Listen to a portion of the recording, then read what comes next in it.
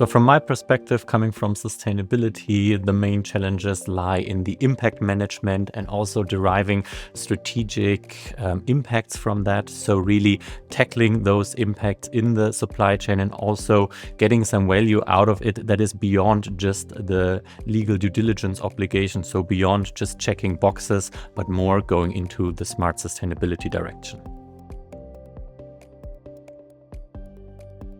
Data is key. It is needed for all parts of risk management and impact management processes in the supply chain. With the right data foundation, you can start the risk analysis, and with that, you have the right basis for subsequently analysis. So when you start with the right data, also the outcome, also the data-driven decision making is finally making sense and is giving you a good quality of data.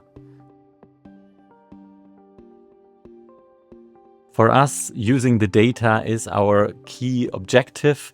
We are using the data to determine which supplier should be invited to which risk analysis. So for us, it really is the basis for our analysis. And then following up on impact management, we are also utilizing the data to actually calculate the influence our customers having on those suppliers. So really, we're using the data at all steps of our analysis.